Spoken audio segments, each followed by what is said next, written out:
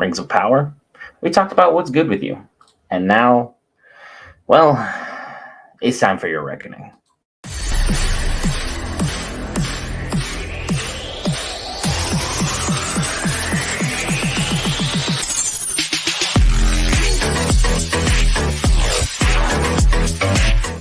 Hey guys, Brett here for Geek. Hopefully, I wish I was here for better news, but unfortunately, we are here to talk about Rings of Power and what went wrong with this series. I talked about last Friday all the things that I thought went right. The musical, fantastic.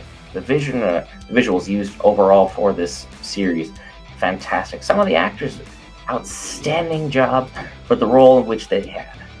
And I'm always excited to have new fans aboard Middle-earth. But, that being said, there are some things that need to be discussed in terms of what is bad with the series. For every good, there is a bad. And for Rings of Power, the bad, your audience overall didn't really seem to like you that much. If you check online reviews, 3.3 out of 5 stars for the Rings of Power. That is not good. 4 out of 5 is an 80. 3.3, you're probably getting a passing grade overall. But we're expecting a bit more. It's like when your teacher grades your test and gives you, I knew you could have done better, but you just didn't. And Rings of Power really, really feels that exact way for all of us. And then when polled by Forbes, the Forbes company, 56,000 people liked it. That's a good amount of people that liked it, right? Well, when you have almost 3 times as many people who dislike it, 159,000 dislikes, we need to break down a couple of things that ultimately went wrong. Rings of Power was a huge commercial success, and ultimately, I'm excited that we're still getting more time in Middle-earth, let alone the fact that 3 more movies are just announced, and Peter Jackson's name is being flown about as the guy who will potentially lead these projects with a huge budget, and his choice of writing whatever he wants based upon Tolkien's work. That's fantastic, because when Peter Jackson did an adaptation of The Lord of the Rings, he did phenomenally. Witness the original trilogy. When he ended up doing a little bit of fanfic for The Lord of the Rings, I'm looking at you, Hobbit, things didn't go so good. And this is the main issue with the Rings of Power that I have. Adaptation, fanfic. And it's something that has been bothering me for a long time throughout the series. I understand loose interpretations. I understand wanting to write your own story. I understand you have different feelings and thoughts nowadays that are entirely different than what Tolkien had back when he originally wrote these amazing works. But there's a whole other thing when your whole title is called The Lord of the Rings, the Rings of Power. You have wizards throughout your era. You have hobbits, Harfoots, throughout your writing. You have a Balrog shown on screen. You have Elrond. You have Galadriel. You have Sauron, for crying out loud, in your works. Tolkien created characters. And ultimately, you decide, rather than adapt Tolkien's works, you wanted to use these characters for your little bit of fan fiction. And I understand. New stories, new exciting stuff. Maybe someone has a better twist, a better take. But there's a reason that Tolkien is regarded as the godfather or the master of fantasy genre. His works have stood the test of time and have inspired countless other universes. Many of our favorite writers from today, or even from the last 50 years, were inspired by none other than Tolkien himself. And even many people have gotten huge success based upon Tolkien's work, looking at you, Peter Jackson, have said that Tolkien is one of the greatest writers that has ever been gracing the human earth. And you want to attach his name and his universe to your fanfic, that's just downright disrespectful. And it's just downright wrong. You spent time in your marketing and in all your advertisements placing a Balrog on screen for me. You showed me that Sauron was going to be involved in some way, shape, or form. You told me Lady Galadriel was going to be one of the main characters. I saw Lord Elrond in his youth hanging out. Celebrimbor is there. Gil-galad is there. Durin the Fourth is there. These are all Tolkien-inspired characters whose history, times, and actions are written for and accounted for almost to an umpteenth degree of certainty. Tolkien was meticulous in writing his universe. He made up his own language. He made up his own gods. He made up his own lands. He made up the political struggles between races throughout, the elves fighting with other elves. Some elves are smarter than other elves. Some dwarves are better craftsmen than other dwarves. Some are more revered because from the line from Durin, as opposed to some who have kind of branched out over time and kind of lessened the bloodline overall. These things are talked about. These things are discussed. These things are refined. And for you to go about this process overall and make this about a love interest between Lady Galadriel and Halbrand is confusing. And I know I can't be the only one that got that weird love formula that they were playing with over this period of time throughout all episodes of The Rings of Power. You introduced me to, and what I thought was an original villain. Someone who followed the Dark Lord. Someone who saw ultimately his fall from power. And that guy was going to be my main villain. He was going to be the leader of the orcs. He was called Udun, Father. He was the father of the orcs, who ultimately gets overthrown by the Númenóreans, Galadriel, and... when you look back, Sauron was there with them. That's confusing. Why would Sauron fight himself? There was a larger play at works? He's trying to win over Galadriel's affection and have her rule by his side? I don't recall that anywhere in any book or work by Tolkien himself. Not once. I've seen what fanfic sort of looks like. I've played the Shadow of War games, and I accepted that ultimately Shelob and at some point Sauron could have had a romantic relationship at some point in time, or she perceived it as such, as Sauron saw it just as a means for an end. And sure, Halbrand / Sauron could have been doing the exact same thing. But I'm not buying it. There was so much time, so much intimacy placed on this relationship, and so much genuine care and affection put between the two of them throughout this series. I understand it was a work and it was a dupe, but it was wrong for the source material for you to go about things in this form or in this fashion. The actor who played Halbrand did a phenomenal job. I think he's a good actor.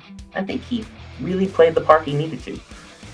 But ultimately, the script fell short of what was going on. It was a murder mystery plot without any murder or any of the mystery being answered. You wanted to raise as many questions as you possibly could so people will come back for season 2, which unfortunately I'm sure they will. But ultimately, we're asking more questions for season 2 than we did going into season 1. And mind you, Tolkien fans have many questions when you are going to be touching his works, let alone the fact that now we have to wrap everything that just happened up in a nice, neat little bundle in the next 4 seasons, which ultimately, I can almost guarantee you're trying to lead this to the battle of all battles. The one where the elves, the dwarves, and men unite to ultimately overthrow Sauron and destroy the One Ring. And you put yourself on a 4-season time limit in order to get there, with very, very loose foundational pieces that will have to be meticulously tied up or put in such an intrinsic fashion that eventually you're just going to be just giant plot holes where people from Game of Thrones will recognize when main stories were just thrown by the wayside to fit what was going on with popular genre and by popular demand from the casual fan. And I understand, it's hard balancing casual fans and diehards. But when everything's already written out for you in such a clear date, you have been greenlit by one of the wealthiest companies on Earth to spend as much money as needed to ensure that you get the right product out there in a timetable that's not rushed. And you're going to give 5 seasons to try and cover potentially almost 1,000 years of Middle Earth history. I don't think it's going to work out. And ultimately, I don't think Sauron really needed to be a big player in this. I love Sauron, don't get me wrong. He's my headphone holder. I have a figure and a poster of him in the background. I love seeing the Dark Lord. I know he's nothing compared to his true master Morgoth. But I love the interpretation of him, the fear he instilled, the power that he showed.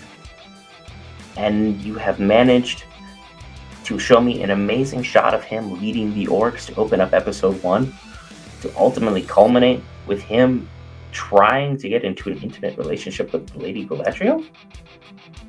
I have a hard time buying that.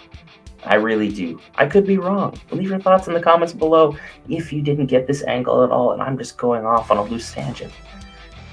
But also, as far as your fan fiction goes, some of your characters were ultimately very bland. Galadriel, I hated this character. The Lady of Lothlorien is an angsty, short, revengeful woman who has no idea how to lead people or armies, let alone sacrificing her friends and the people she cares about in search of revenge for her brother. Did you watch Lord of the Rings? Did you read the books? Hell, even The Hobbit got some of her character correctly. Mind you, not the fantasy fic battle where Galadriel, Elrond, and Saruman are fighting off the ring race, and then Galadriel banishes Sauron back to the east, because that never happened in the books anywhere at all. But now you're trying to tell me that she is so revenge-filled, she hates everyone and everything, doesn't understand her place in the world, she doesn't understand her importance to the world. Are you sure? And ultimately, also, just a minor detail, Galadriel was like that tall. Galadriel is like that tall. Unless elves go through some weird growth cycle where they stay the same height for a couple thousand years and all of a sudden hit a growth spurt. I don't think that was correct. I don't even think that was accurate. I don't know what you were going for. Ultimately, it was very, very confusing. Almost as confusing as Gil-galad, the last High King of the Elves. And he was boring, unexpired, lethargic. Anytime he was on screen, it was worse for wear. There was nothing about him that commanded a presence. There was nothing about him that commanded an aura. And it could have just been bad writing or bad acting. But ultimately, there was nothing there that was of interest. There was nothing there that was of note. And then you can say the same thing for Celebrimbor, who ultimately could be one of Middle-earth's most fascinating figures as he forged the Rings of Power and was ultimately deceived by the Dark Lord Sauron in his fair form of Anatar to make the One Ring.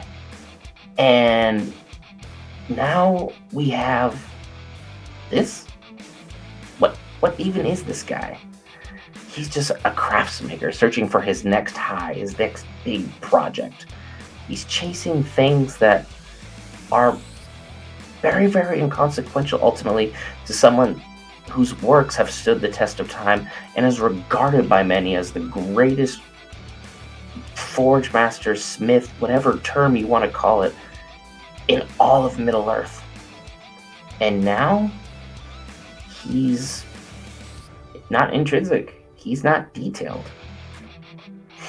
His family wasn't even put on screen, who ultimately play huge parts in the telling of his story and how Sauron and /Anatar makes things known and how he gets the information needed for the One Ring. Instead, Sauron and Celebrimbor are like best of friends who work almost in secret behind everyone's back to forge the 3 rings that ultimately would go to the elves? Alright, I mean, again, it seems like Sauron's unsure of what team he's on. He betrayed his own army, now he's forging rings to help the elves, and it's all on a mad quest for him to get the One Ring and after demolishing most of his people? Alright, I mean, I get the long con, but to what extent? To what extent are we going to go about this? Even Numenor, with all of its beauty and all of its splendor, and I've said that I like what we saw from Elendil, but Isildur was downright pathetic and contributed next to nothing to the series. The Queen of Numenor was very, very boring. She provided no passion, no vigor, no intensity. She was dull, listless, unimportant in a grand scheme of things. And I felt like if you're going to blind a character of that power, of that grace, that magnitude, I feel like there should have been a better payoff overall where Alfarazone does something which would finally usurp the power that is rightfully hers. But that hasn't happened yet. You left us with another mystery. And then don't even get me started on not Gandalf. The mystery man, the wizard himself, with a cult leader and 3 witches just following him around. I don't understand what was going on, what power level they have, where they learn these things, these intrinsic abilities of magic is very rare in the world of Tolkien. So for someone that powerful to just be casually roaming around and not really be a huge player in things, it's confusing. And they chase down the mystery, not Gandalf, only for that wizard to ultimately act like Gandalf, hanging around, short people. He loves the hobbits. And hell, he could be just as much in love with the Harfoots as anybody else. And now he has to go find out who he is and what he's about, while he's dropping lines and quotes that are direct lines and quotes that Gandalf said throughout his time in Middle-earth that have been well adapted not only on screen, but in the books. And you want us to believe that this is not Gandalf? You guys added a lot more questions than you provided answers. And let's not even get into the whole fast travel abuse of where people are going spot to spot to spot to spot to spot on Middle-earth, going all the way from Numenor all the way to the Southlands, then going back, and then going back to the Southlands, and then going to the land of the elves in mere days. And I get it. It's a TV show.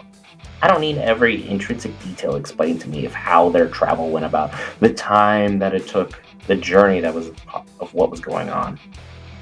But even Peter Jackson nailed the traveling that it took, how people came together, the camaraderie that was built when the Fellowship left. There was so much connectivity brought throughout their travel and their time spent together. They all grew as a group, other than probably Boromir, because, short-lived.